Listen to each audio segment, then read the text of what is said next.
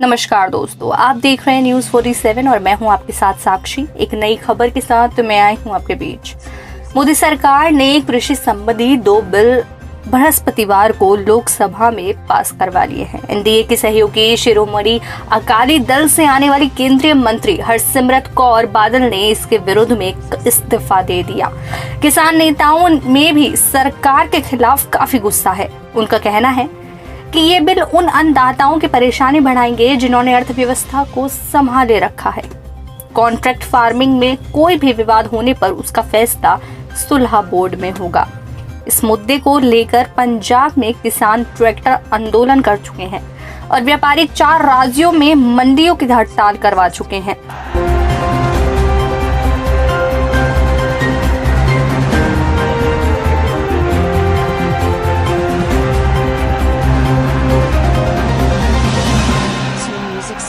कुल मिलाकर इसके खिलाफ किसान और व्यापारी दोनों एकजुट हो गए हैं। हालांकि केंद्र सरकार इसे कृषि सुधार की मास्टर स्ट्रोक बता रही है। मोदी मंत्रिमंडल ने 3 जून को 2 नए अध्यादेशों पर मुहर लगाई थी, जिनको अब संसद में मंजूरी मिल चुकी है। अब ये कानून बन गए हैं। सरकारी दावे में इस कानून को सरकार ने कॉन्ट्रैक्ट फार्मिंग के मसले पर लागू किया है। इससे खेती का जोखिम कम होगा और किसानों की आय में सुधार होगा। साथियों, देश के किसानों के कल्याण की दिशा में, कृषि सुधारों की दिशा में कल देश के लिए बहुत ही महत्वपूर्ण दिन था। कल विश्वकर्मा जयंती के दिन लोकसभा में ऐतिहासिक कृषि सुधार विधेयक पारित किए गए हैं। इन विधेयकों ने हमारे अन्नदाता किसानों को अनेक बंधनों से मुक्ति दिलाई है। आजादी के बाद किसानों को किसानी में एक नई आजादी देने का काम हुआ है। इन सुधारों से किसानों को अपनी उपज बेचने में और ज्यादा विकल्प मिलेंगे और ज्यादा अवसर मिलेंगे। मैं देश भर के किसानों को इन विधेयकों के पारित होने पर बहुत बहुत बधाई देता हूं। किसान और ग्राहक के बीच जो बिचौलिए होते हैं, जो किसानों की कमाई का बड़ा हिस्सा खुद ले लेते हैं, उनसे बचाने के लिए विधेयक लाए जाने बहुत आवश्यक थे। किसानों की आधुनिक तकनीक और बेहतर इनपुट्स तक पहुंच सुनिश्चित होगी। मतलब ये है कि इसके तहत कॉन्ट्रैक्ट फार्मिंग को बढ़ावा दिया जाएगा, जिसमें बड़ी बड़ी कंपनियां किसी खास उत्पाद के लिए किसान से कॉन्ट्रैक्ट करेंगी। उसका दाम पहले से तय हो जाएगा। इससे अच्छा दाम ना मिलने की समस्या खत्म हो जाएगी। इस कानून के लागू हो जाने से किसानों के लिए एक सुगम और मुफ्त माहौल तैयार हो सकेगा, जिसमें उन्हें अपनी सुविधा के हिसाब से कृषि उत्पाद खरीदने और बेचने की आजादी होगी।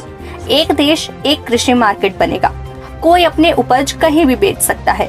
किसानों को अधिक विकल्प मिलेंगे, जिससे बाजार की लागत कम होगी और उन्हें अपने उपज की बेहतर कीमत मिल सकेगी। इस कानून से पैन कार्ड धारक कोई भी व्यक्ति, कंपनी, सुपरमार्केट किसी भी किसान का माल किसी भी जगह पर खरीद सकता है। कृषि माल की बिक्री कृषि उपज मंडी समिति APMC में होने की शर्त हटा ली गई है। जो खरीद मंडी से बाहर होगी उस पर किसी भी तरह का टैक्स नहीं लगेगा। अब आप जानिए कि ये एक्ट क्यों बना। पहले व्यापारी किसानों से उनकी उपज को औने पौने दाम में खरीदकर पहले उनका भंडारण कर देते थे।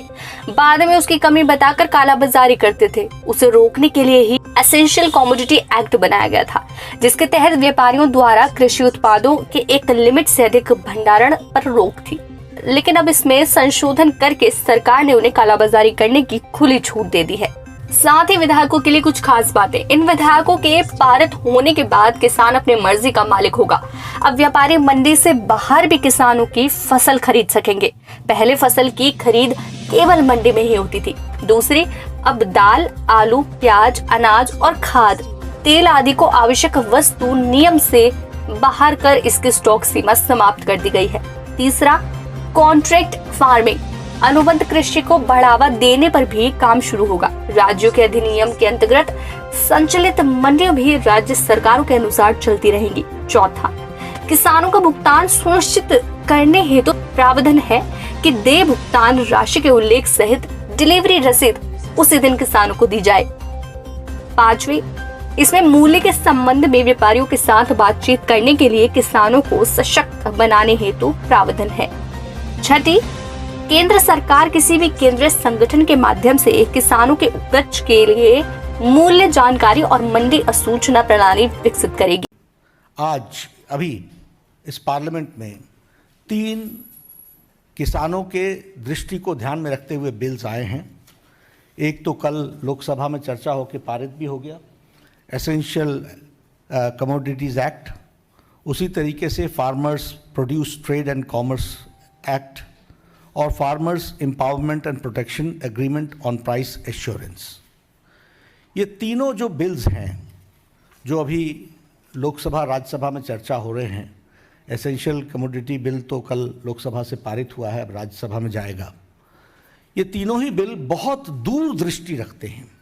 ये हैं वो 3 बिल। पहला, कृषि उपज व्यापार और वाणिज्य। दूसरा, मूल्य आश्वासन तथा कृषि सेवाओं पर किसान समझौता। तीसरा, आवश्यक वस्तु संशोधन। अब हम जानते हैं कि इस पर विरोध कहाँ कर रहे हैं। तो सबसे पहले ये है कि इसलिए किसानों या अन्य राजनीतिक पार्टियों का कहना है कि अगर मंडियां खत्म हो गई तो किसानों को न्यूनतम समर्थन मूल्य नहीं मिल पाएगी, इसलिए एक राष्ट्र एक एमएसपी होना चाहिए। दूसरा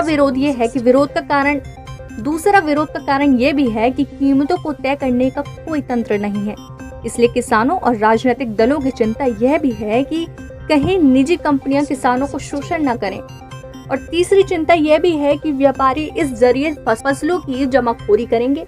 इससे बाजार में अस्थिरता उत्पन्न होगी और महंगाई बढ़ेगी। ऐसे में इन्हें नियंत्रित किए जाने की आवश्यकता है। और चौथा, राज्य सरकारों को चिंता यह भी है कि अगर फसलों के उचित दाम राज्य में नहीं दिए जाएंगे तो किसान पड़ोसी राज्य में जाकर अपनी फसलें बेच सकेंगे। ऐसे में राज्य सरकारों को फसल संबंधित दिक्कतों का सामना करना पड़ सकता है। ऐसी और अपडेट्स के लिए देखते रहिए News 47।